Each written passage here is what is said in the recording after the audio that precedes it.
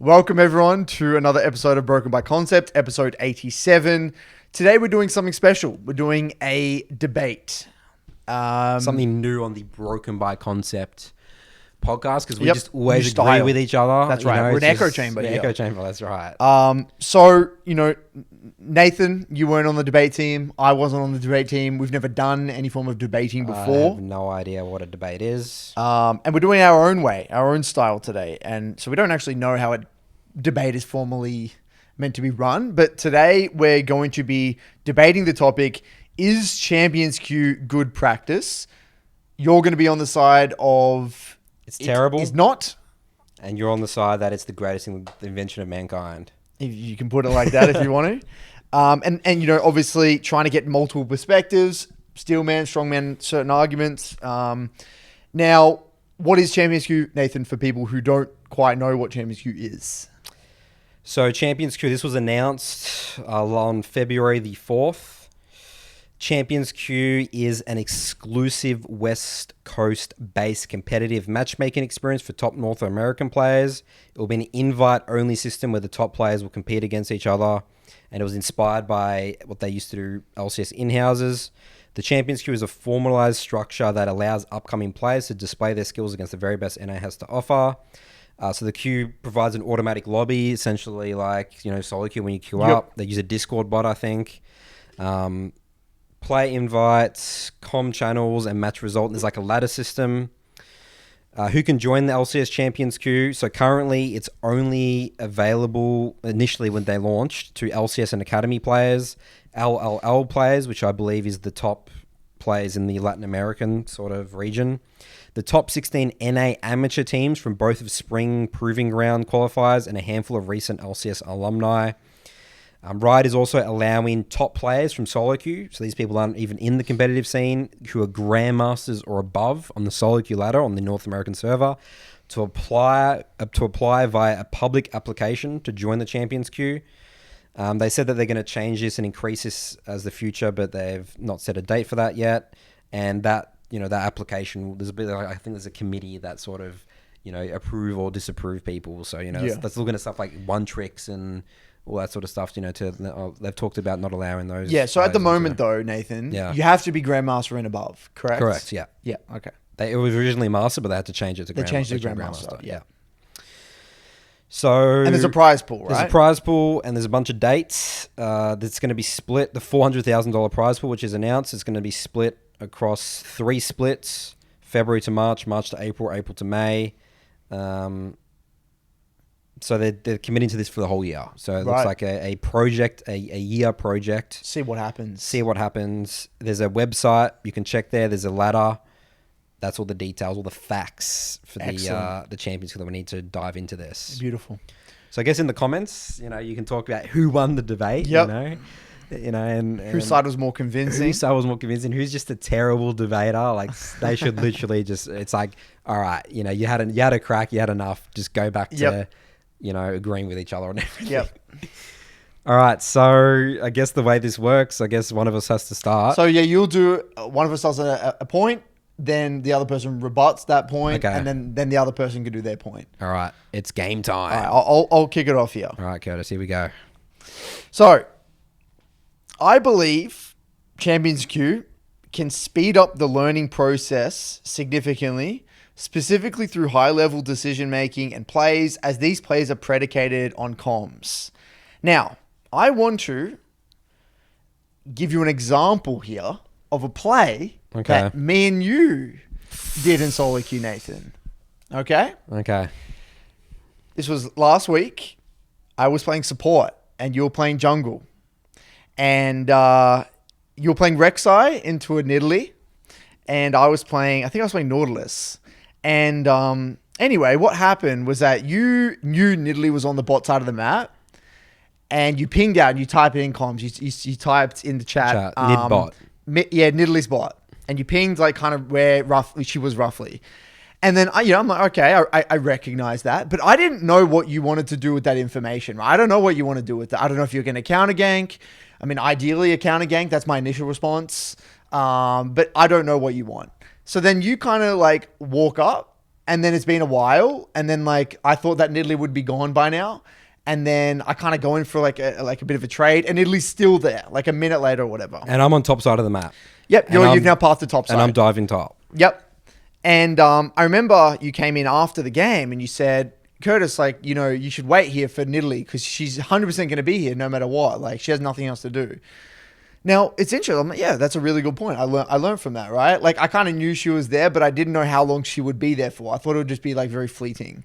I said that was the only play for her to make. That's correct. Because what she wanted me to do is gank this. You said counter gank. I want to clarify. It was she was counter ganking me. Yeah, right. Nidalee was anticipating that you were going to gank there, which most of the time, most rec sides or most junglers would gank there, right? And I use that psychological to my advantage to be, I know that that's the only play she's going to make. Super obvious. Yep. I'm going to go top side and dive top into 9-3 waves. And one of the things you said that was really interesting was, Curtis, a lot of supports in this situation will spam ping me to gank. Yep.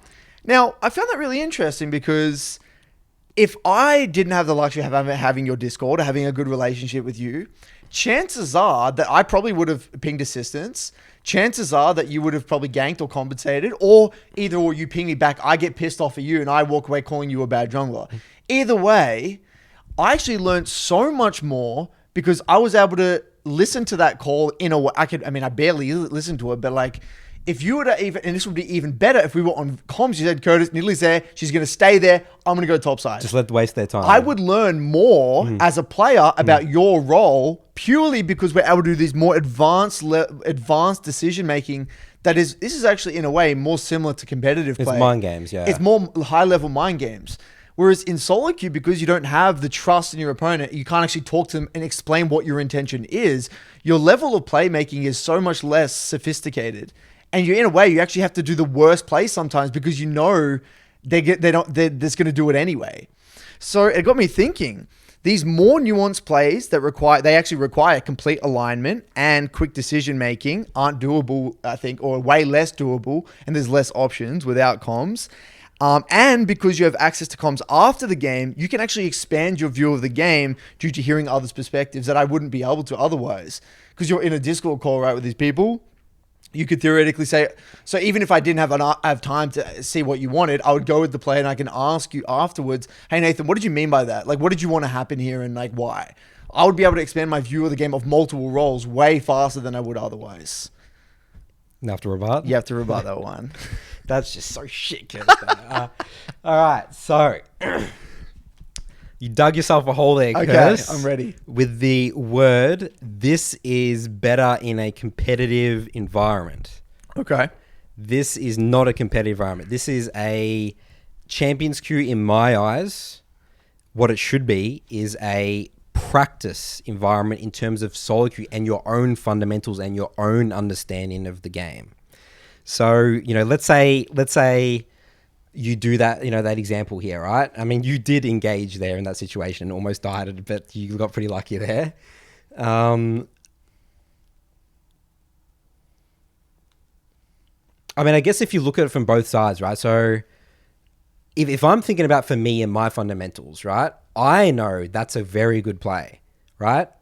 and I did max as much as I could. I was spam pinging you off, danger pinging, and you still didn't listen because you thought that you just assumed, right? That ideally is a painful experience learning lesson for you. And I believe you learn better from painful experiences. So I guess like either side, like for me, if you're engaged on that, I'm like, okay, well that player, I mean, I knew that Curtis would, the support would do that. I wouldn't say you again, because most people would go on that anyway. But I made the right play because that's my fundamentals. I'm playing my game. And I feel like that in solo queue, what we should all be doing, we play our own game, we make our own decisions. And over time, yeah, sure, certain situations, I do see value in like, you know, common and stuff like that. But overall, the long game, what solo queue I believe should be is focusing on your game. How do you kill a Nexus? And you need to navigate the complexity of, you know, the sort of limited communication with pings and the complexity of your teammates are going to do things that you don't expect, or embracing the chaotic nature of solo queue that we talk about. So I guess that is my main rebuttal, is that those things are to be practiced in scrims. That environment already exists. what I feel like is happening is they're bleeding, they're cross-section in these two. They're trying to make them together, but they're both not optimal. Okay. So to get your point, to get aligned here, what you're saying is that I should basically I should have this painful experience. Yep. And then have the humility to go into the review and be like, okay, how did I contribute to this? What could I have done differently? Because here? you just said that there is learnings for you that, because you said, I know Rexar's not here because obviously when we talk. Definitely. But I thought, you used the quote, I thought Nidalee was bot. That's right. That's not you adapting to me. Well, I thought Nidalee would not be there still. Yeah. And the thing is, it's hard for me to know what your intention was. Like I don't know if you thought Nidalee was actually just gone as well. I can't tell if you just are pathing up because Nidalee's not there either.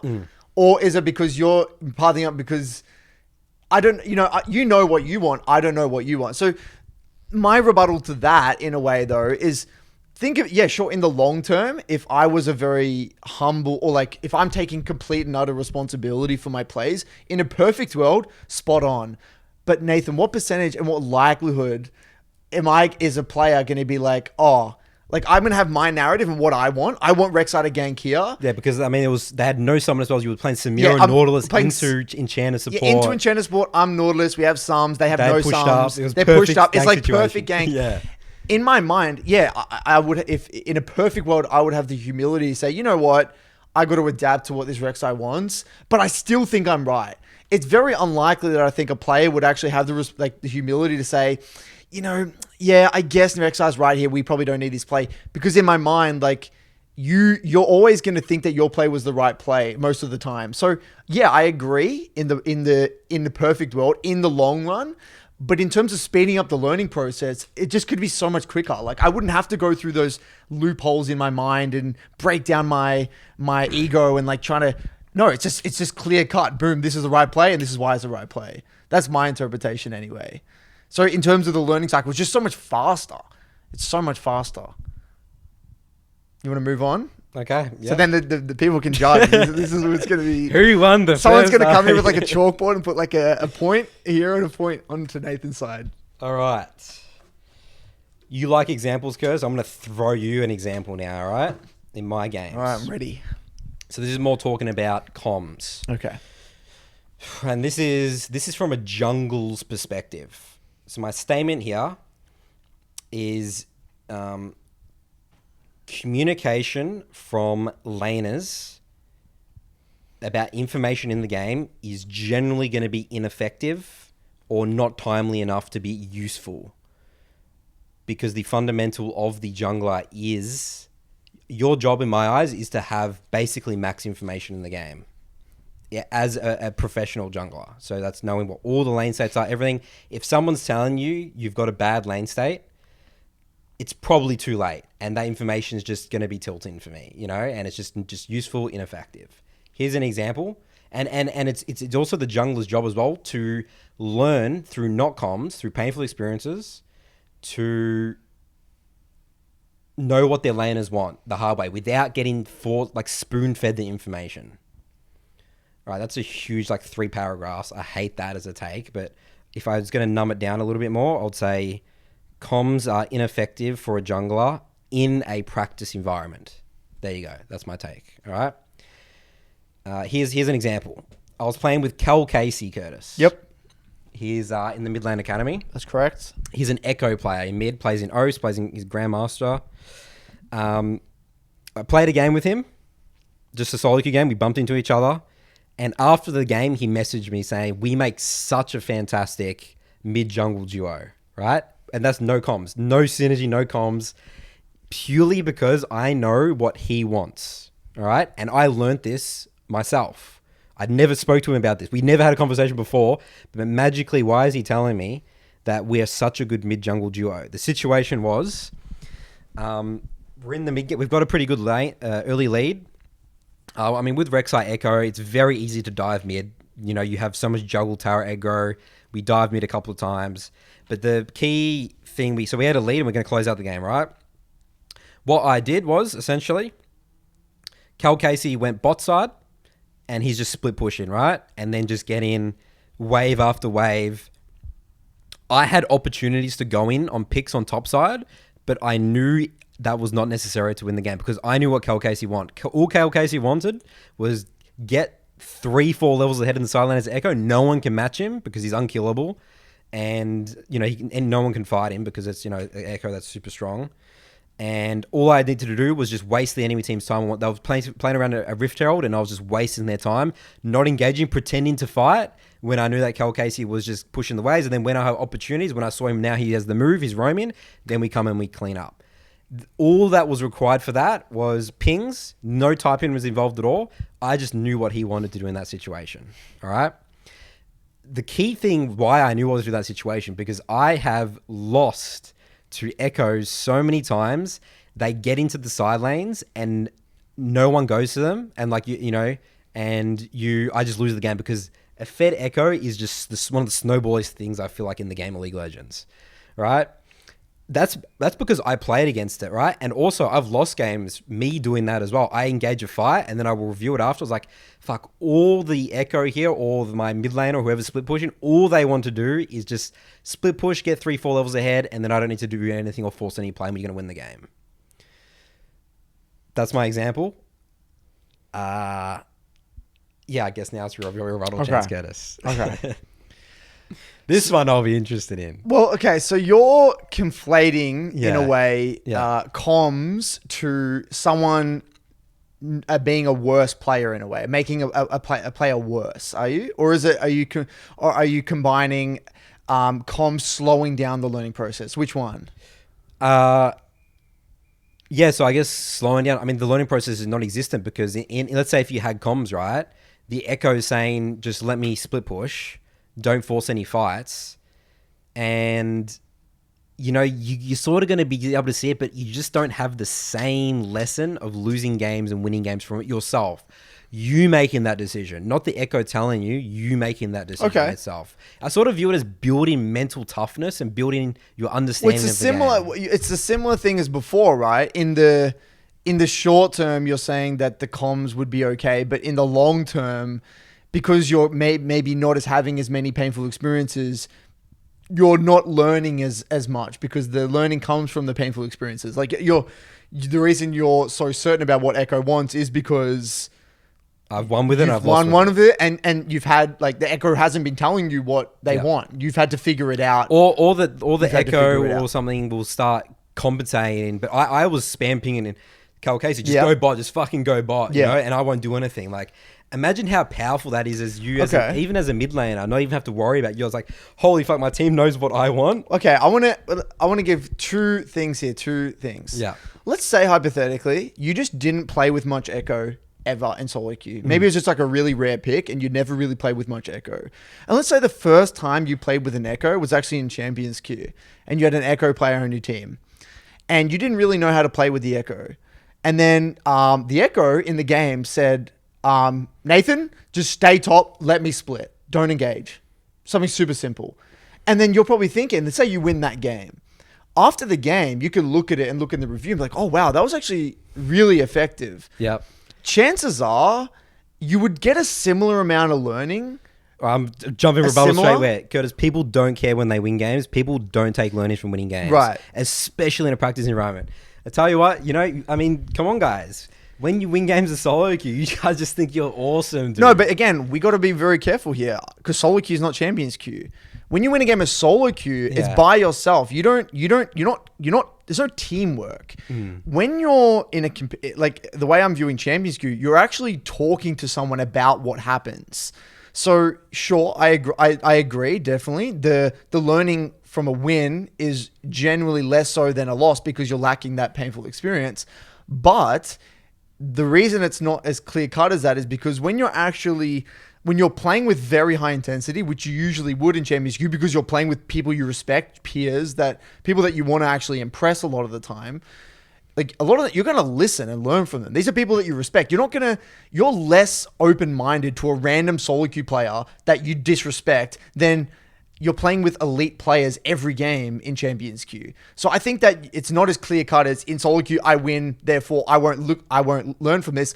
If there's an Echo player that you respect, who's like a high elo, either a pro player who says this is what to do, and You'll value their you're opinion. going to value their okay, opinion higher. I didn't think about that. And you're going to actually think about it. You're not just going to like write it off. Oh wow, because especially if that was your first time playing with Echo, you're like, oh, that's actually interesting. I highly doubt that your initial response would be, oh, fuck it, I won anyway. You'd probably, especially if you're taking those games seriously, you'd want to look to how to replicate that. And I agree. It really depends on the personality. Tying back to my one, you made a good point where, you know, it would probably be better if I had a painful experience rather than a positive one. But I don't think it's as clear cut as that when it comes to Champions Queue specifically. That's point number one. Point number two is that you're only talking about one specific example when it comes to comms, right? So let's say, hypothetically, you knew everything about Echo and what Echo wanted to do based off your past experiences. But let's just say your top laner and your AD carry and your support didn't have as much experience playing with Echo and didn't know what they wanted. Wouldn't you say comms would benefit getting the entire team aligned such that in that game, from actually killing the Nexus, I mean, we're getting a little bit away from maximum learning here, but you got to also remember that, like, for other people, they're never going to be in that situation. Maybe an AD carry is never really going to be in that situation where they need to understand as much about an Echo. Like, from other people who aren't directly going to make those plays, they could actually learn by listening in a way because they're not directly involved in the play. I feel as though you're discounting the learning that other people have that aren't in the play potentially could have. Is what I'm saying. So we're getting out of the scope of the jungle mid. Yeah, it's not just about jungle mid. It's about how other people potentially be able to learn from hearing things from other people and how they talk about the game and what they want. Because that you're, again, expanding your view. That's going to be one of my key narratives and themes throughout this debate, which is expanding your view, hearing other people's perspectives, even if it doesn't have anything to do with you and your game plan. It's just, again, getting, you know, a more well-versed, expanded view of the game. What do you think about that, Nathan? In terms of other people. So when you say their views and their... So it sounds like when you say that, it sounds like what they're doing is they're getting in and reviewing the game with each other and talking about the game. That's not what's happening. They just get on... This is what happens with the Champions Queue. I watch some streams, is they jump in, they win-loss, and then they just leave the lobby and then just for the next. So that it sounds a little bit fairyland there, what you're saying there, Curtis, where it's like, you know, other people get to listen and learn and stuff like that. Like, I feel like that may take a type of person to go and probe after. That's on them to seek that information. Would you agree, Nathan, that Champions Queue has room for improvement? And actually, yes, because I'm on the side. It's the worst invention of all. Or let me frame it a different way. Yeah, that's the question I should be asking. No, let's frame it a different way. Then. When you first played solo queue, you didn't know exactly how to get the most value out of every single game, did you? But as you played more solo queue and studied the game and actually looked at what you've got to work with, like the end of game reviews and things like that, you got better at learning. Would you agree that now there's an added layer of complexity and more functionality with the post game review potential? Not saying it's used right now, but the post game reviews with comms adding a little bit more variability, that you can't really deny that objectively there's more room for improvement because there's more tools, there's more functionality. Not to say it's used yet, but there is more tools, right? Again, I disagree because you're saying it's humanly not possible for someone to utilize the tools available in the post-game review. So if you're an elite individual... But how's that difference from Champions Queue and Solo Queue, though? Because no one's going to... In Solo Queue, you don't even have access to anyone's Discord. You have to add them after the game, ask them, can I have your Discord, then find a server to go on to. The logistics of the operation is so hard to do that. Yeah, you're not everyone's in that call. You can quickly ping someone, boom, top, what do you think here? It's... Yep. You know? Yep. Okay, so, yeah, there is more tools that you can utilize. You can utilize. Not saying it is, but you could. You could, theoretically. Theoretically. Yeah. So, I agree with that. It can get a little bit fairyland, but we're only, a month in to Champions Queue. Who knows how it could evolve, theoretically. So, yeah, those are my rebuttals to the comms. I think... anything else? I would say... I would say as well is... No, I'll leave it there. I think those are good points. I think I'll leave it at that for that. the comms thing because I want to touch on comms as well a little bit later on. Right, Curtis, your turn now. While I'm here, okay, I'll add. This is a point I was going to talk about later, but I'll make my point here while we're on the topic of comms. Yep. So, yes, sure, people don't really know how to effectively comm yet. I think that's fair to say. How can someone really know how to comm effectively in solo queue? Effectively, what with people that you're not super familiar with? But that's because they haven't had the opportunity to learn. Right now, in its infancy, I agree that the comms are incredibly ineffective and potentially even detrimental. But like anything, with time, players will intuitively realize what works and what doesn't work.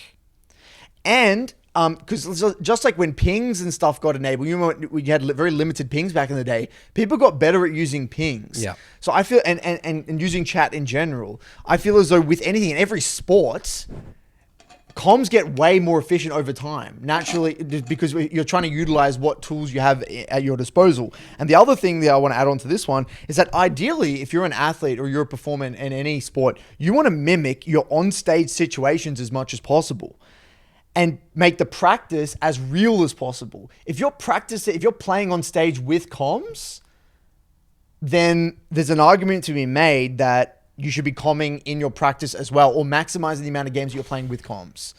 Because if someone's... So you're saying scrims isn't enough. It's good to have this extra layer. Yeah, I mean, why not? If you can play if you can mimic what your games on stage would be like, then why not? You'd make the practice more real, more alive than what it would be on stage. So the main point I'm trying to make here, though, is that yes, I agree, the comms isn't that effective yet. But with time, as people start to realize, I can actually do way more things, or I can communicate more effectively. The communication that I'm doing might even be detrimental now. People will probably give me feedback. Say, I don't want to hear that, or I don't know, I don't get what you mean, or you're talking too much. That information is useless. And then intuitively, I'm going to be able to realize, okay, I need to maybe talk less, or talk more clearly, or say more, or say less, so on and so forth. Right, guys, here's my rebuttal. What incentive do you have to say that if you're playing right now in a game, right, with a competitor that you're versing, right, in another team, why would you even want to help them improve the communication? You just said that. Imagine if you're, again, I think we're going into Fairyland. You're going to Fairyland, Curtis. You're visiting there quite a bit in this state so far, Curtis. You've got a very negative view. You've got a very pessimistic view. I do, indeed. They will just sit back, and if they lose the game for some bad comms, they will just sit back. And I mean, gamers in general are very passive when it comes to comms. When they type, they're not passive, but when they're on comms, especially with people you respect, in general, you're really passive unless you're talking about, like the Whippos, the Bjerksons, people that they're more confident, they're tenured, players. So yeah, I think that's just absolutely Fairyland, that anyone would actually have any incentive or try to even want to put in the effort to tell someone that their comms are bad. It just creates some conflict, and people just don't want to get into conflict because you're gonna have to play with these people, later on. And who knows? A lot of people I feel are bad at taking on feedback. So is your point that even if you said that commed poorly, yeah. Even if you commed poorly, you wouldn't know that you're comming poorly because no one would give you the feedback. No one will speak up. Yeah. But wouldn't you be able to see that through just the actual play that happens?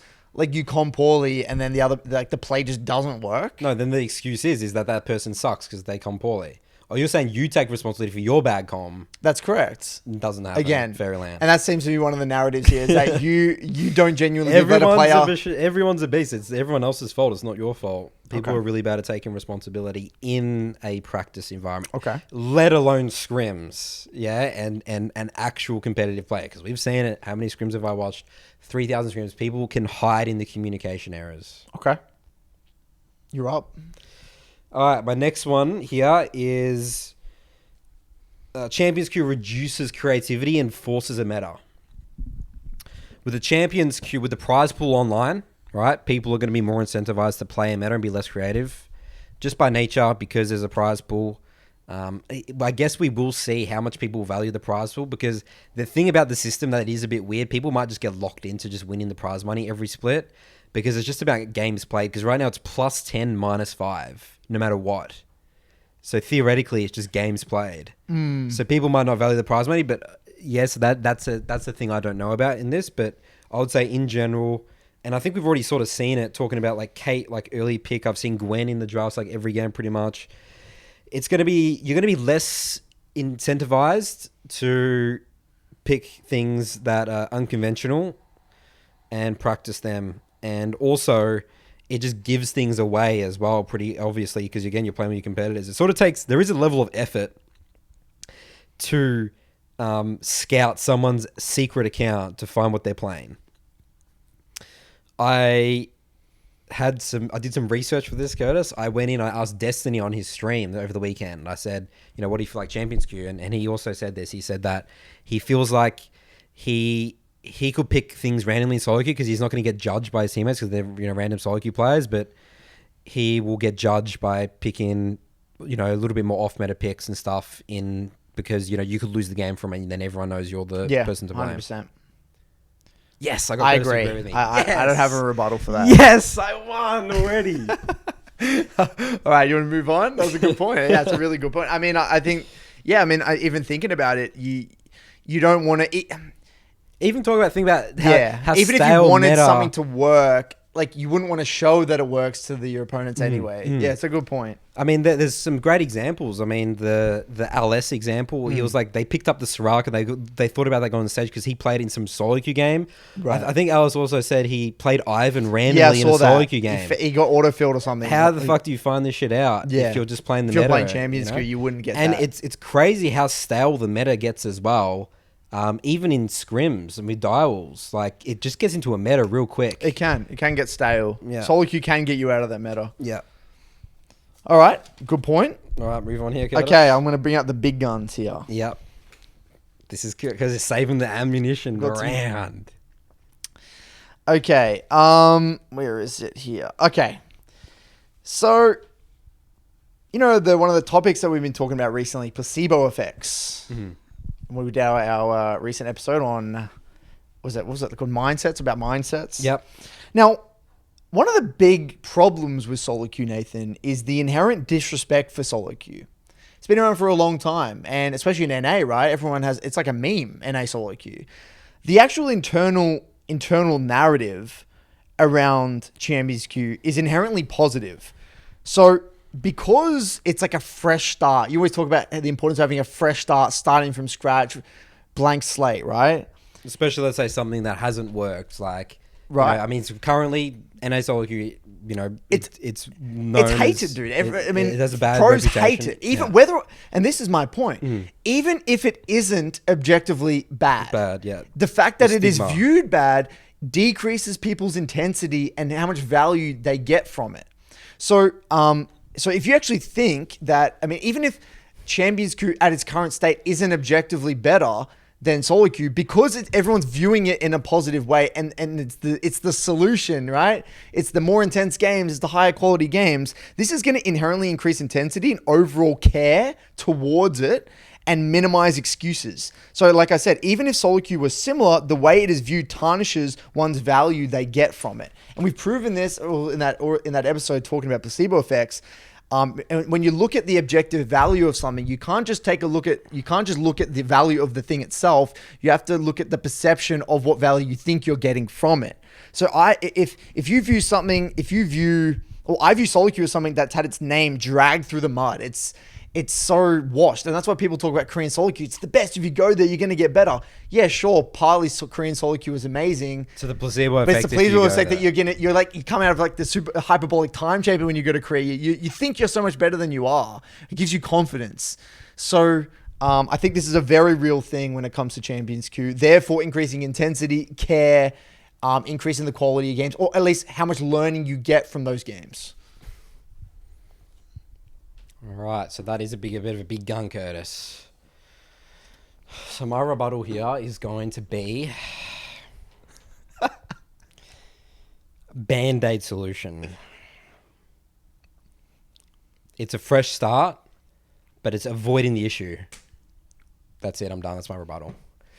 No, I need to get more into depth into this. So putting you on the spot here. It's avoiding the issue. I mean, the solo queue system is fundamentally beautiful.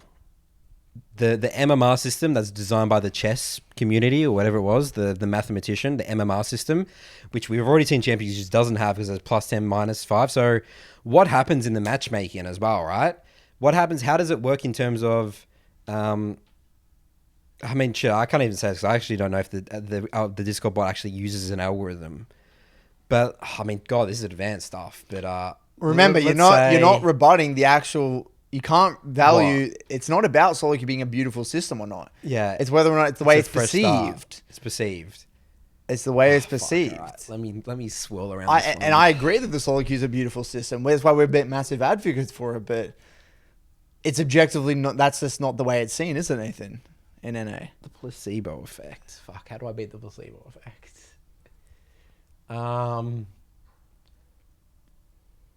Fuck, you can't beat the placebo effect. Humans are just... psychology is too easily influenced. All right, you win. Next one. Yeah. You're right. You're up.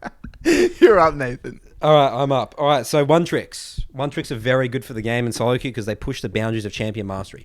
Competitive players, I mean, God, we see it, dude. Like, in terms of some item builds and stuff like that, and like, there's a great example of watching Worlds. I remember Worlds was at 2020. And there was the people playing Eve, and no one really played Eve in solo queue. And these one tricks, people like Malice and stuff, the Eve clears were atrocious, dude. Like 15, 20 seconds off as a professional player, and that's just the lack of... I think we saw one of the games, someone lost an Evelyn game on pro play because of their first clear. Oh, no, there was... Wasn't it? I remember it was actually the OS team last year, Legacy. He didn't know how to clear. Talon. I think it was... No, it was Zed. Zed Barbip. Oh, Zed's... And Barbip, Zed, yeah. You need to start blue buff with Zed, otherwise your clear is horrible. And he started red, and he just fucked the game. And there's the lack of the champ mastery. Where's that solo queue, that one trick that you can talk to and learn from?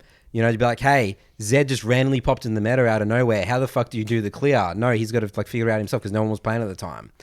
There you go. Rebut that, Curtis. Okay. So what's stopping Barbip from getting the exact same learning in Champions queue? Theoretically, because that one trick's not in Champions. Yeah, but he could still add that one trick after and speak to him anyway. Whether or not you verse that one trick or not, it actually doesn't matter. How do you know that one trick exists? What do you mean? You can go onto OPGG and look up the one tricks. You could find them. Okay, we're back in Fairyland, Curtis, again, because guess what? Champions queue players will not respect solo queue players one tricks at all. They'll never ask them. What do you mean? Versus getting beaten by them. Going back to painful experiences. Right. Imagine, Curtis, if someone rocked up, right? And let's just say an example where you have a one trick. Who's the one trick in OS that would just be pissing you off? Who is it? How about last year, Kyose's Ari? Yeah, Kyose's Ari could be quite annoying. Right, but he's not a one trick. Yeah. But he was at the time, right? He played a lot of Ari, yeah. Right? That champion only became annoying, and like people sort of saw the strengths, and it sort of became the meta in the solo queue. For a little bit in solo queue. You had to get creative and think about how to beat it, didn't you? Yeah. Bam.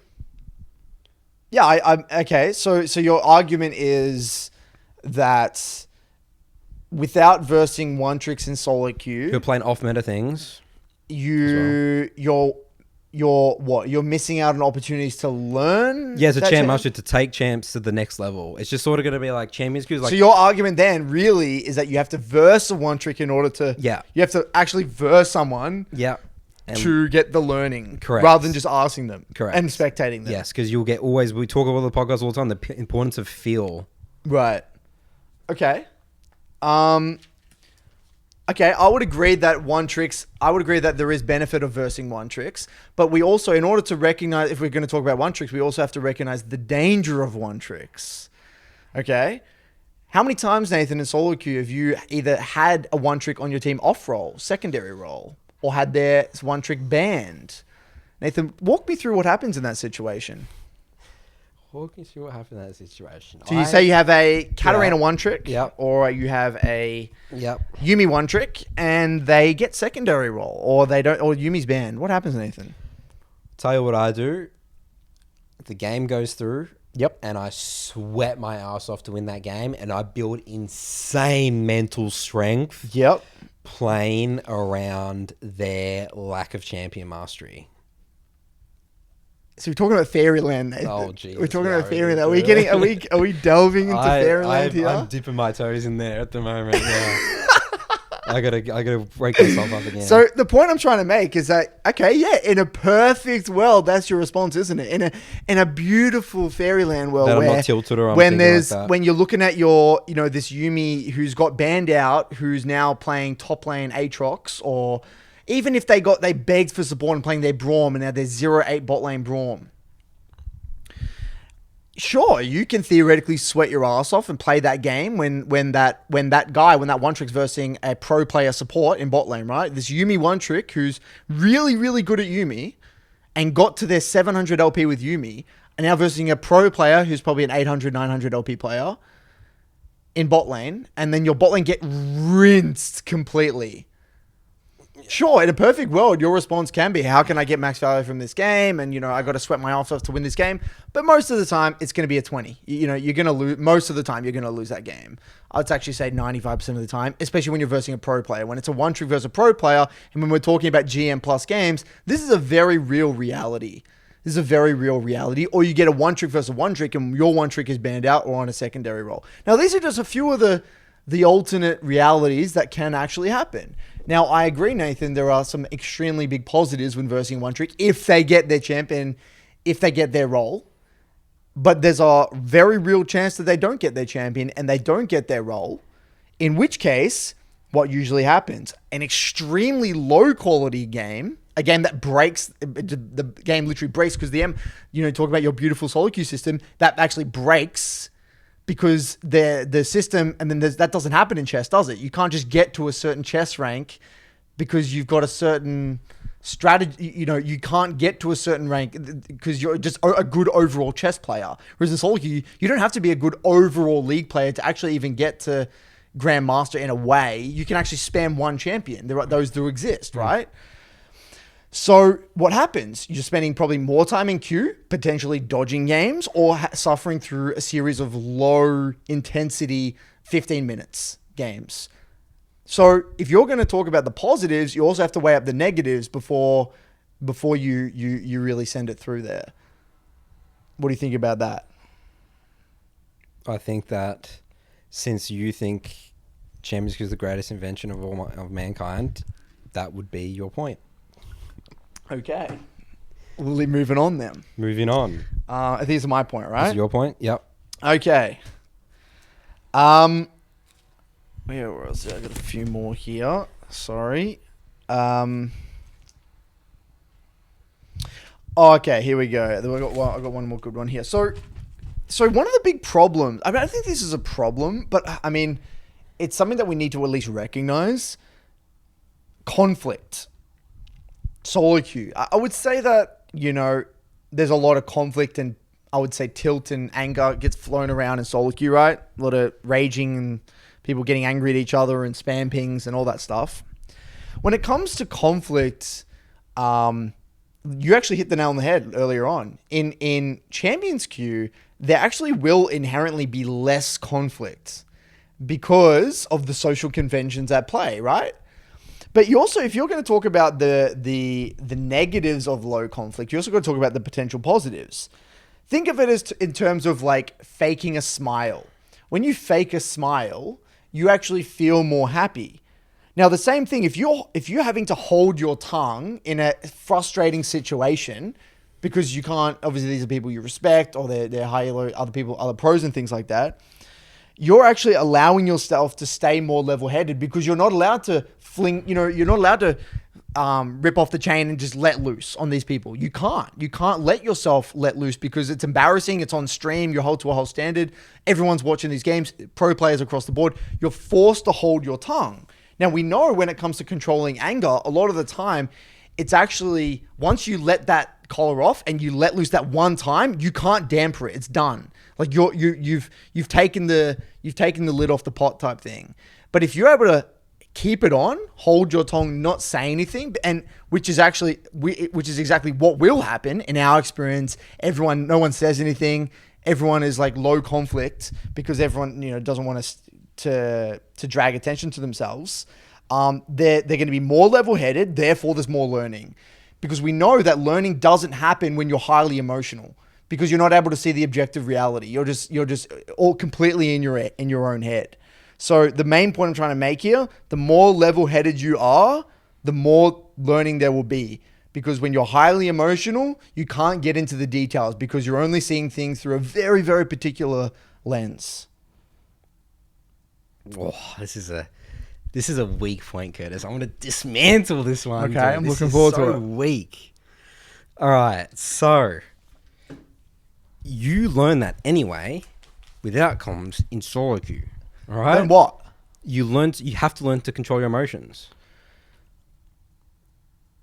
It says who? Says the solo queue ladder. You think the best players don't control their emotions? No, is I that don't. is that true, Nathan? No, it's not. It's Fairyland. Let me adjust.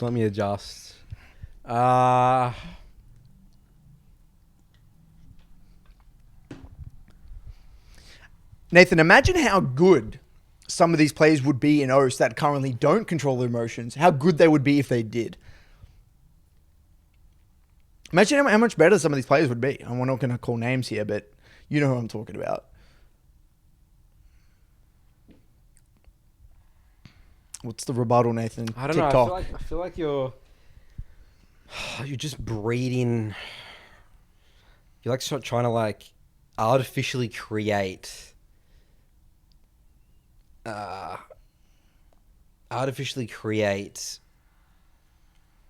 Responsibility. Yeah, I think it is. You're spot on. It is artificial. It's brute forcing restraint. That's what it is doing. And you know, Through social if convention. you want to be successful in a top team, I mean, you've got to learn. Again, I mean, I feel like I hate the word holding back, holding your tongue. Like, at the end of the day, okay, yeah. So in solo queue, anyway, there's no reason, even on comms, right? You're never going to. I don't even feel like you even need to hold your tongue because it's actually never optimal to just flame someone in the game. It's not helpful. Right? Like that shouldn't actually, I don't think people actually do hold it because that's not going to be the natural response anyway. So. What's not the natural response? If you're angry, you're going to, Nathan, if someone's angry in a game, your natural response is to spam ping or type or something. In solo queue, In right? solo queue, And then you suffer the consequences for that. Yes. You get less learning. Like you affect your teammates, all that sort of stuff. You know, people know you're tilted. No, but you get less learning. But you get less learning because you're not playing at your best. And also you're not taking responsibility. Again, I view that solo queue. There's more learning from you constantly. Like, I mean, I had someone who was a former Soul 2 member, right? Who just mental boom all the time. Yep. I had to kick him from Soul 2 and everything. And I see him still do it today, you know, and he doesn't get the results in solo queue. So I'm trying to think for him, you know, he doesn't get the results he expects for himself. And he, you know, he definitely, you know, has some really bad habits there. If you put him in a competitive environment, I reckon, and he starts winning and holding his tongue. What will happen? What's your theory then? Oh, he learns, so he holds his tongue and actually gets success, or he actually holds his tongue, he doesn't let loose there, and he actually is forced to hold his tongue. You think it will be a negative scenario? I just think that you can't artificially. I think that players in Champions League don't have enough influence over someone to make them to, like, these are habits that we're talking about ingrained over years and years. Like, if you can't control your emotions and you're going into a competitive top tier environment, you're not going to make it anyway, you know? So, the way that I view it is like natural selection. Like, Nathan, you've seen pro players in NA who can't control their emotions. Yeah, and they don't get success. You've seen high level NA pros. And they still get success. You've seen that. You've told me that. Will showed you screenshots of pro players that are, you know, famous, losing their cool. So, like, look, we're getting very far away from the initial point. The point's very simple. You hold your tongue, so you're not letting yourself off the chain. You're more level-headed through just brute forcing. Therefore, better quality gameplay, more learning. Yeah. Simple as that. Yeah. Yeah, I mean, I'm going to stick with my rebuttal. It's just Band-Aid solutions. It's all short-term, and it actually won't influence players to change. We'll leave that up to the audience to decide. We'll leave that up to the audience to decide. All right, following on from my point. So my general theme, you talk about your general theme. My general theme is just weakness. Band-Aid solution, just cover up, cover. There's like all this shit under the rugs and we're just, hiding it, right? I mean, this is sort of a point talking about the meta and the one tricks and stuff, but, getting into the draft mindset. So the way Champions Queue, the draft is like P1, ban phase, the second ban phase and stuff like that. It's not like solo queue. Oh, right. So it's like an actual scrim. Yeah, like a scrim, right? So tournament draft. Right. Getting in again in a practice environment, like you can do that in scrims. It makes you a worse player when the moment you get into the draft mindset. Agree or disagree, Curtis? I mean, how many times I've talked about this on the podcast before? But this runs counter to what you were talking about before, where you said everyone's going to pick the same thing anyway. Because it's just the meta. No, still no, because... how's that different? Because draft doesn't matter according to you. But there's a pool of champions in the meta. Yep. And like one counters one, and that's why the meta's created, because there's counters to things, right? Right. And then again, there's just a lack of focus on champ mastery, and you're just going to be in that draft. The draft mindset. Okay, let me. I think it's focusing on the wrong things in the practice environment. I'm not saying draft is obviously very important for competitive play. There's coaches and stuff that spend a lot of time into that. But for a practice environment, a replacement for solo queue, get into the draft mindset and trying to win draft is really toxic. Okay, I want to rebuttal this one, and this is going to rebut your other one that I found a rebuttal for the other point, which is the one about how the meta is going to be very stable. Yeah, very so stable, when the meta is very stable, right? Yeah. And you know what, like the sorts of champs that are in the pools. These are matchups that are going to be played on stage. Like these are matchups that are currently played in competitive. Chances are that you're going to play something similar to this a lot of the time. You're going to get a lot of practice playing the matchups that you're going to play on stage. Now, the flip side in solo queue, you might do a 3-block in solo queue. You can verse a Quinn top player, and then you can verse a Singe top player if you're a top laner, and then you might just verse like a Garen. None of those matchups you're actually going to play. And you might not even guarantee to get your role, and you might not even guarantee to get your champion. But chances are, in this Champions Queue, you basically get your role, right? Every time. You are guaranteed to get not some ridiculous matchup that you're not going to get in a competitive game. And you're going to get practice in matchups that you're probably going to verse. Which is going to make you better on and be a better player. More efficient practice. Okay. So here's one. This is what's gestated in my mind here. I feel like the longer you're a competitive player, you have this distorted view of the game. I feel like for a lot of players, where they start being like, you got to play optimally, have the right picks and all that sort of stuff, and it sort of removes the fun and the chaos of solo queue. There's so many situations in solo queue that it sort of, again, I view the solo queue and the chaos of it that has the bad stigma, like one tricks, people tilting, bam.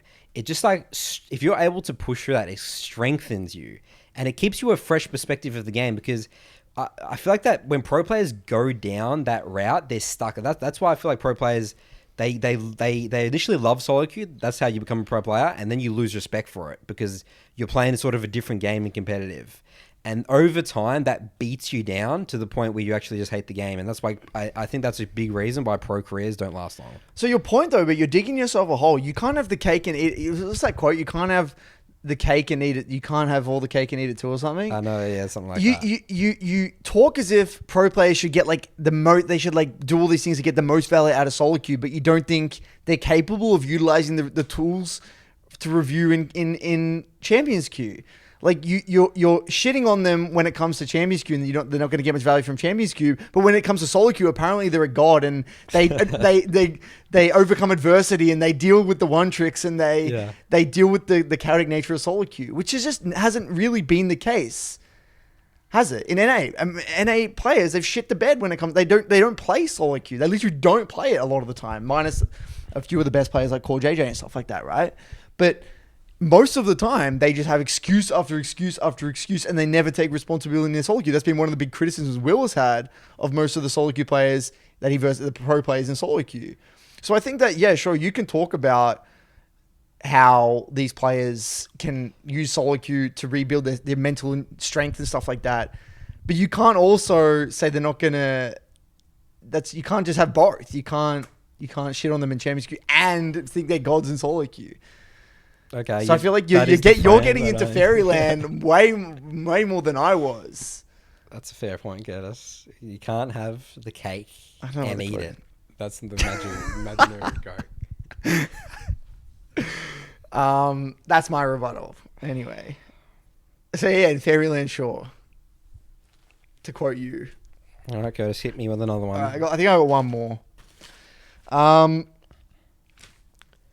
Because each game is filled with pros, you are more incentivized to stomp your opponent because you will get a psychological edge on game day.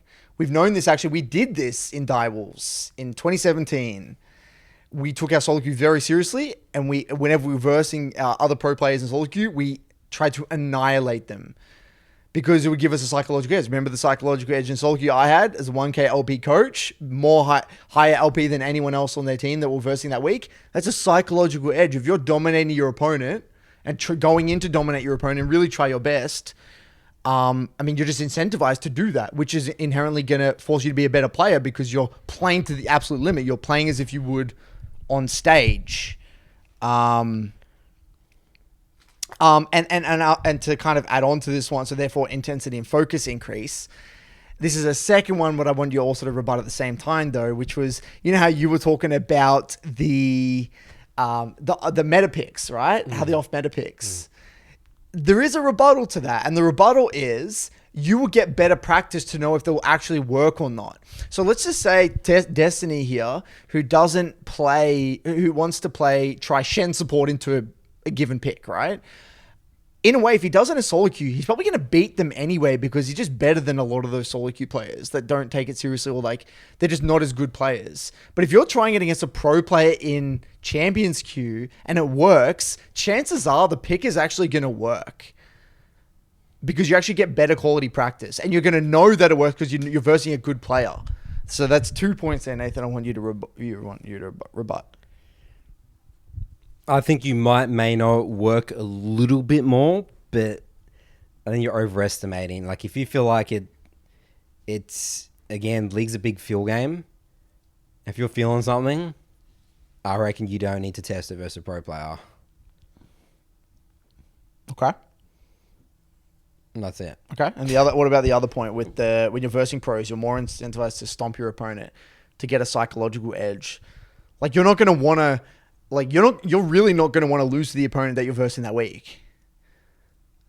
Or you're versing the top player in the league. You're going to really want to get your shit together. I mean, we did that in solo queue. In the solo queue environment. So right. I think that what you're saying there in Champions Queue. You can do that every game. Because you're versing pros every game. That's not exactly true, actually. Or a lot of pros.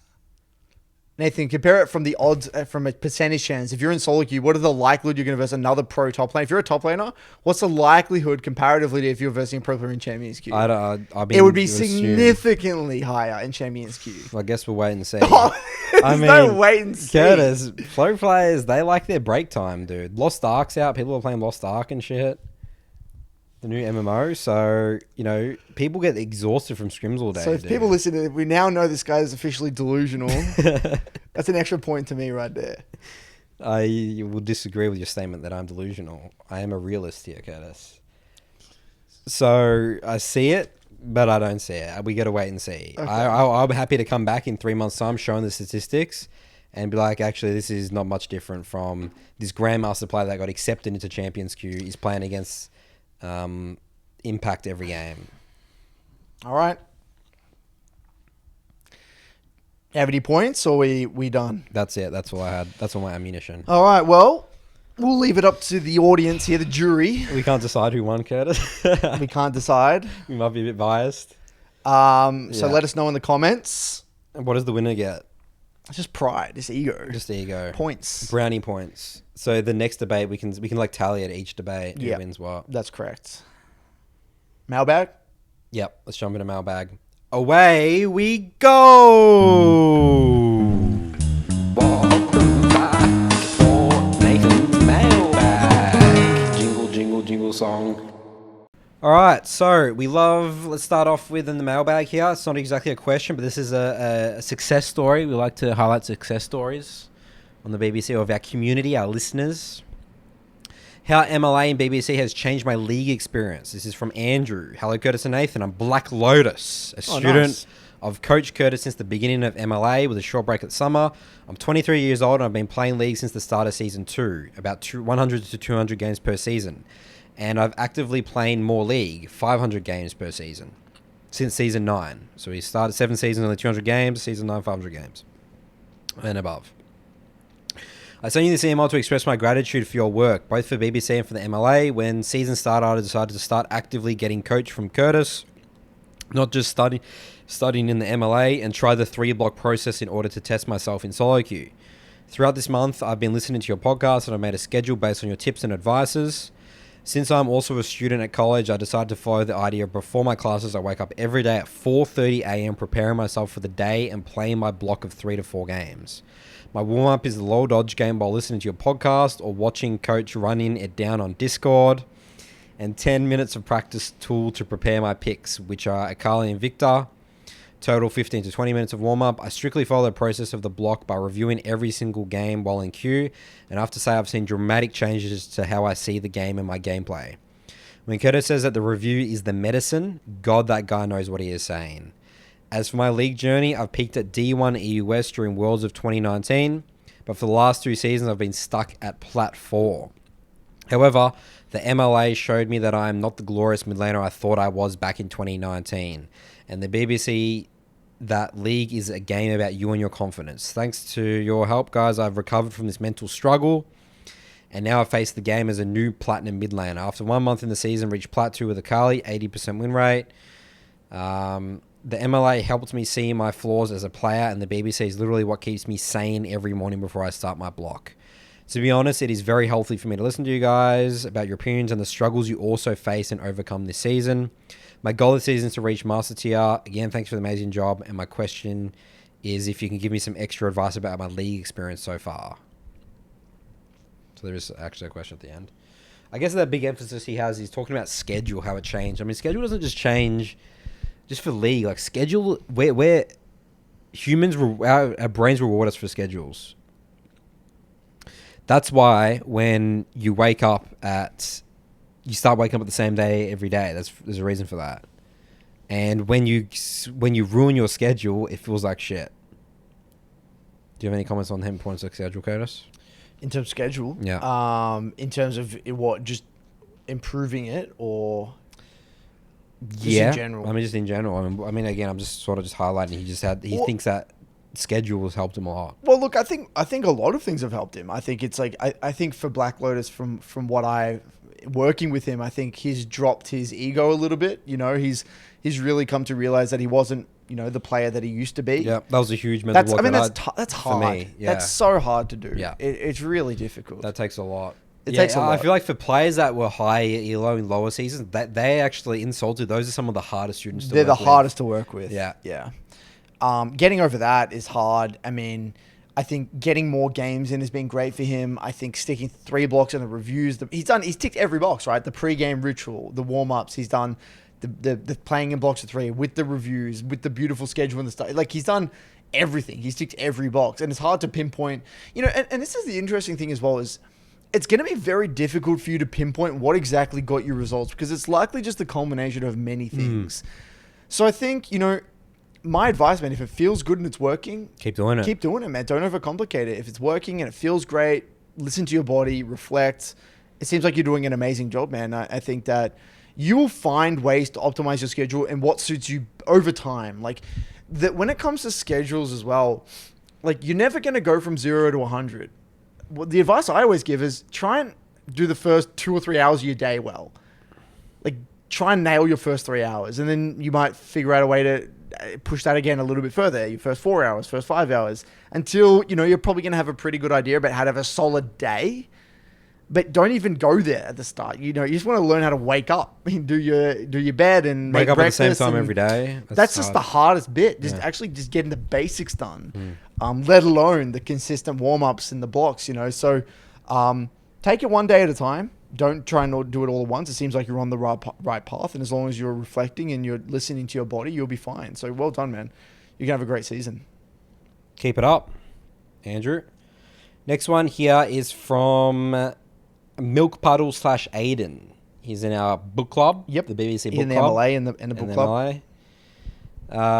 Mindset response. Milkpuddle. Dear Curtis and Nathan, I'm writing this email because I really resonated with this week's episode of Mindset. That was referring to the one we did with breaking down the episode with Arya. Yep. The professor. The Professor Arya. Yeah. And that was episode 85. Yeah. And the video article Curtis posted about belief. What was the video article? I made an article in the MLA talking about the importance of believing you can do something. Like, you need to believe that you can get high rank or climb or be that sort of person. If you don't believe it, if you can't even get yourself to believe it, it's not going to happen. I've been able to draw a lot of parallels between my experience going through the process of getting better at league and my first year experience at university pursuing physics. Going from barely pushing myself in high school and getting to barely passing calculus 2 in college really struck me at an identity level. When you're told all your life that you are gifted and talented, it really makes you question who you are when you meet any kind of adversity. One of the reasons I did so poorly was because of the lack of structure and abuse of dopamine. College was the first time I have ever had hours between classes and complete freedom, along with the league at my fingertips. Last semester, I used to play blocks in between classes and convince myself that it was a healthy process. What I didn't realize is that this would result in me not having any motivation to do anything remotely hard, like study for tests or do anything above the bare minimum. I would encourage any listeners to the BBC to do some introspection and see if they suffer from any kind of lack of motivation. For my last point, I wanted to bring to light a parallel I've noticed between league and studying physics.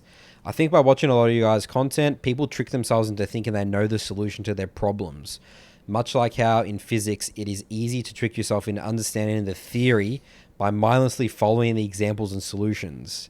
You don't learn by seeing the way to do it right, you learn by seeing all the ways to get it wrong. Finally, I want to share with you my mantra that I use in physics and league. If it doesn't make sense, one of your assumptions is wrong. Thank you for everything you guys do for the league community. Where do you want to start? So I want to clarify his lack of motivation. So one of the reasons I did so poorly... I think what he meant was that, so what was happening, right? Yeah. So at uni or college, whatever, you might have like a lecture in the morning, Yeah. and then you have a break, like Yeah. 2 or 3 hours, and then you have more lectures. What he was doing is that he was playing league or doing things that obviously spike his dopamine in the middle of the day. Then when it came to studying or doing things later on in the day, he would get railed, right? Because he's just... You're going to drop your dopamine's going from all the way up here, all the way like going to rock bottom essentially. Okay. And it's similar to what you said. There was like toxic university culture in at my university in Melbourne, where we would like, some of my friends, they would, in between lectures, would go to lunch and have like a beer over lunch. So I would have a beer and I'd be finish my beer and then go straight into a lecture. It's not high performance, So what you do in between is very important. So the advice I always gave to people was study in that time. Like do work, do uni stuff, related stuff in those blocks, such that you get it all out of the way, and then when you get home or you finish, then you'll switch on. You're 'cause then switched you're in on. the league mindset. You're in the league mindset. You don't have to think about anything else. Yeah, dude. Imagine that, dude. Imagine if I had a lecture coming up or I had to go back to You university. did a 3 block and then you go to another one. Not possible. It's not possible. Like that hurts your 3 block as well, I think. 100%. I'm more worried about. Because mental baggage. Yeah. Like you're going to be thinking, oh my God, after I this, got I got to stuff to study. do. I got a lecture. I got to go, That's terrible. Yeah. Find a way to do more uni, study harder, work hard when it is college time or whatever you call it, in that period of time. And I think that was the thing that was influencing his motivation. Got so it. when he specifically motivation when it came to the second half of the day, So he was motivated in the morning. He would Yeah. do fine, and then that Once he- crashed in the middle because he did Yeah. 3 o'clock in the middle of the day. The 3 o'clock in the middle of the day did not work for him, which is completely understandable. Yeah. Yeah. So that's that to clarify. Yeah, I really liked because my review schedule in Salter used to be different. Where I used to do night reviews, and because now it's like I get all my reviews done in the morning, right? So after, So what you used to do like reviews and then solo queue, then more reviews. That's right. But now you do all your reviews and then it's just the rest of the day solo queue. and there's no solo queue before then, right? I mean, Yeah. sometimes you squeeze in a game, Yeah, but very rarely. Yeah, and that's like just one game. And yeah, I felt I always played so shit. The like 2 games before, because you're thinking the research, like I'm thinking who's going to show up, like what's going to go. I have to download the VODs. It was way worse. It's true. It is true. Mental baggage. I'm playing the best league I play is when everything's done. So chores as well. If you have chores and stuff to do, if you get home and you got to clean the kitchen and cook dinner, just get that stuff done first. So then when you play solo queue, you're playing solo queue. There's nothing else for you to worry about, ideally, if you can. And the second part was talking about how... Studying physics, and how... physicists think it's about, you don't really understand it until you know the ways to get it wrong. I like that. That's interesting. I mean, I can't relate to this. I didn't study physics. You did physics back in the day, dude. Dude, I did physics in high school. Yeah, but like maths, is it the same with maths or like concepts, or is it different? No, I resonate with him what he said before. It's like you're told you're naturally talented at something. Okay, I resonate with that part. Yeah. Like I always thought I was just talented at maths, which really wasn't the case. I don't know what it was, but you were though. Your brain yeah, but it only gets you to a certain level. Yeah, it gets you to a certain level, and then when you get challenged, then it fucks you. It really shocks you at an identity level. Like, well, what am I? Yeah. If I'm not good at maths, then what am I? Yeah. You know? I can't solve this problem. I can't solve this problem, and I'm meant to be a genius, so I'm just useless. But the thing he said was, I mean, I'm thinking about from a league perspective. Yeah. When you're looking at a play, it's not about let me read the bottom of it. Oh god damn. Yeah, there we go. Yep, that's the bottom of it. The bottom. Let me read over this again because there's a lot here. For my last point, I wanted to bring up a light a parallel I've noticed between league and studying physics. I think by watching a lot of your guys' content, people trick themselves into thinking they know the solutions to their problems, much like how in physics it can be easy to trick yourself into understanding the theory by mind. Okay, so basically, actually, I had an example today in the MLA that highlights this. I get a lot of people struggle with wave management still. Like, it's still occupying too much of their mental stack, and they don't really, really get it. And one of the things they said was, he said, Curtis, I struggle to understand it because it's not replicable. Like, in the sense that wave management is not like jungle clearing in the sense that with jungle clearing, you do the exact same thing every time. You're going to pull the camp. The wave is different all the time. The waves are different all the time because it's dependent on how the enemy interacts with the wave. Like, you can't go in and say, I'm going to hit this melee twice, this range 3 times. No, because the enemy might just be attacking you. You can't even hit the minion wave. So a lot of people stress that it's difficult to understand wave management because it's not replicable in a way. So the advice I gave was you don't understand something until you've done it so many times. Yeah, you know what? You just got to feel it. You got to feel it, wave management. Yeah, you've got to feel it. The way that I respond to that is they say it's difficult. Yeah, it is difficult. It is difficult, yeah. Because, I mean, I didn't really understand how waves worked in the game. Yeah. Until like the last 12 months or so. Probably less, maybe like 8 months. Right. Like you thought you understood it. I thought I understood it. But when you're in it, in the situation, it's just too slow. Or because like, there's too many things you need to think about. Yeah. And it took me a fuck ton of games and muscle memory, you know, probably like 2,000 games of focus on it to get there. I literally had this question in Solto as well. Like, I mean, I think that's the difference between diamond junglers and challenger junglers. They just read the map better. Waves, they understand they can see way in advance what's going to happen. Literally, like I think that is like the key. I mean, obviously mechanics is a thing as well. Yeah, but it's a really big pathing one. and tracking and that sort of stuff. But it's massive. It's huge. That's what leveled up my gameplay significantly. And I have a rough time teaching that as well because it has to come through feel though. It's timing. I mean, obviously, I'll give the theory, but you've got to practice this shit out of it. It reminds me of how when you play a lot of jungle, you kind of feel when the camps are going to be up.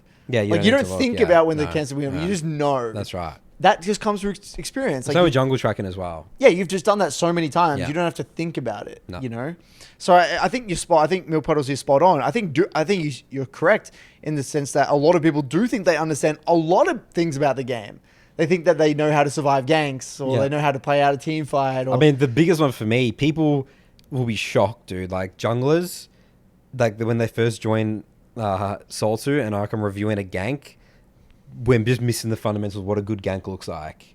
You know, and so many people think like, why am I joining Soltu for Nathan to tell me I don't know how to gank? Like, think about how ridiculous. No one would ever assume like, because ganking is just easy. It's like you go and they're pushed up and you go kill them. There's so many more factors. So many things at play. You know? And that's what he says here. You don't learn by seeing the ways you do it right. You learn by seeing all the ways you get it wrong.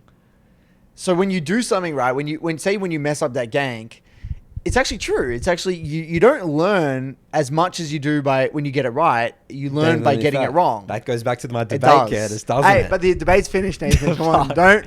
I'm trying to get some. If you cast your vote, don't edit your vote, please. But yeah, you're spot on, Milk. I think a lot of people, ourselves included, at times struggle with that. You think because it feels good to think you've got something as well. It does. It's I've got the theory. Tick it off. Yeah, it's so good to tick something off, dude. Ticking off doesn't exist in League. You've got to the fundamentals you get sloppy real fucking quick, dude. It's always I'll think of it as like a checklist, like.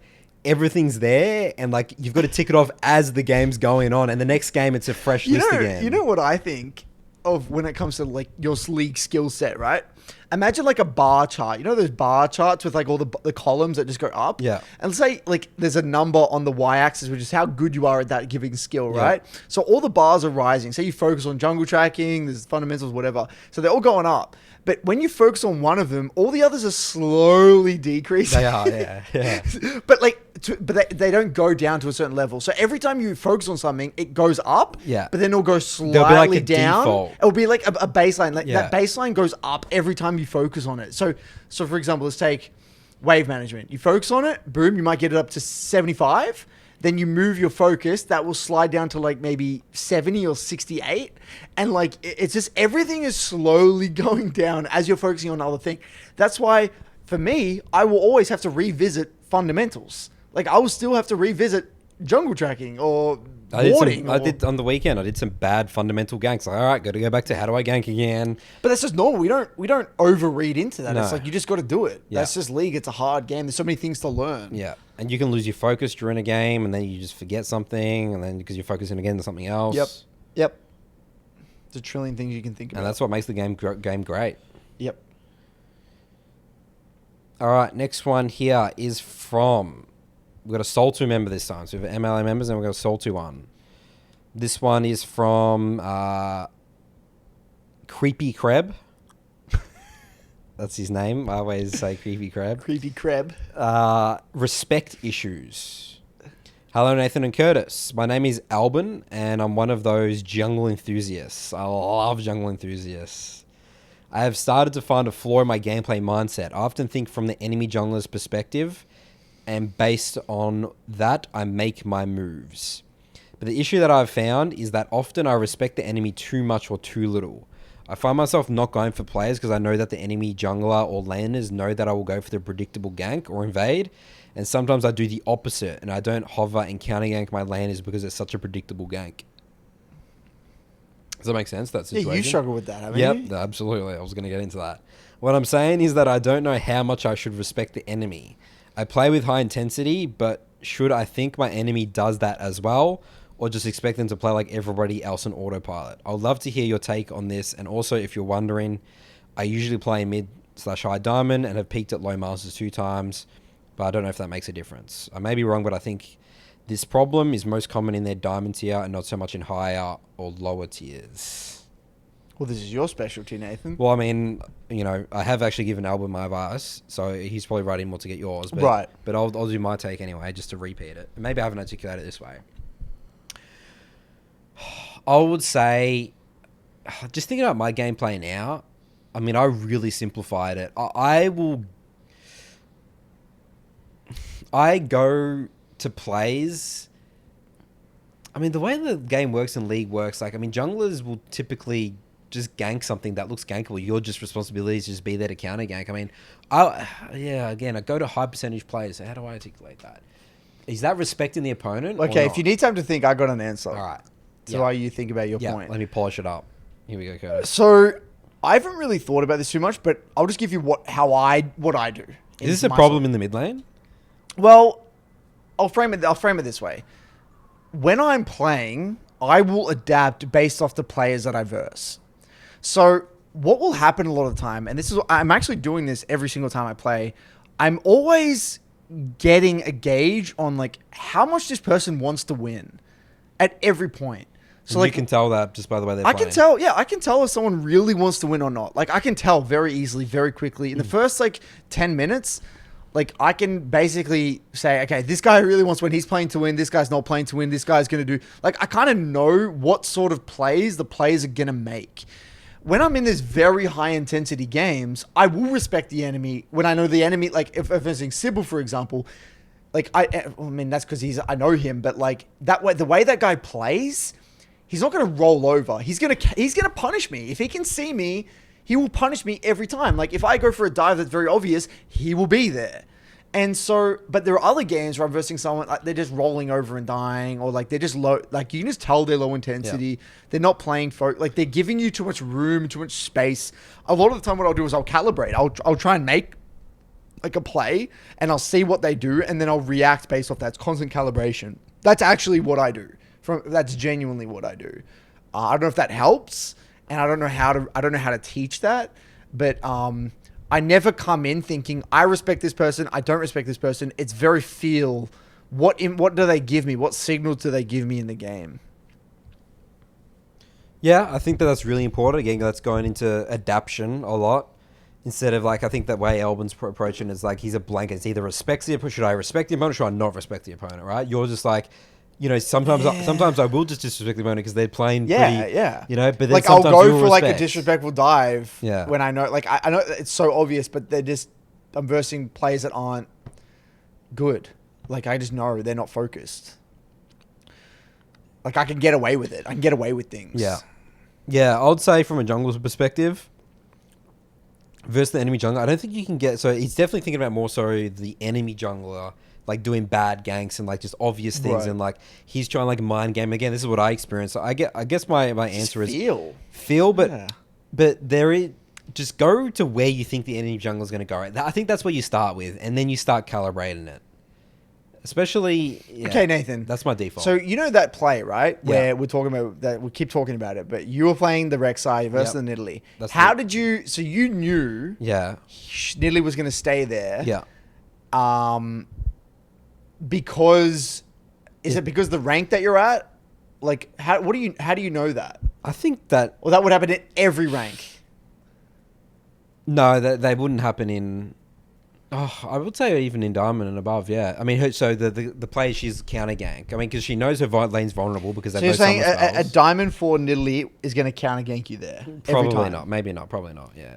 So that's what I'm saying. It's feel. Like, based off the rank that you're at. Like, you adapt intuitively based off your experiences playing at the differing ranks. Yeah. So I think what Creepy should do is... is he should really start to, calibrate based off what happens in the games. Be pragmatic about it. Like, don't just feel it out. Like, feel it out. And don't think about it. Don't go into the approach as a blanket black and white. I think don't think of it as like, I should or shouldn't give this guy respect. I've never thought like that. It's like, well, I will try something and then maybe I will respect him a little bit or whatever. I just never think like that. I just prod, test, get a bit of information, and then kind of go from there. It's something that will come with feel. Respect is a feel thing. It is a feel thing. Mm. Feel has to come with time, intensity. You'll know over time. As your mental stat grows and you can think more about the game holistically, you'll know. I just don't think it's something you probably need to focus on right now. I feel like that's just a 1%er, right? Yeah, I think it's one of the last of his issues. Definitely don't need to be thinking about that. That's not the reason you're in Diamond or Low Master, that's for sure. Mm. Yeah. All right. That's it for Mailbag. Okay. Any final comments, Curtis, for our debate episode? Please vote for me to win this one. I cannot lose to Nathan here. And because I asked first, and I asked nicely... That means you deserve it. I deserve it. This guy's such a suck up, dude, honestly. All right. Good work, everyone. We'll see you on the Rift.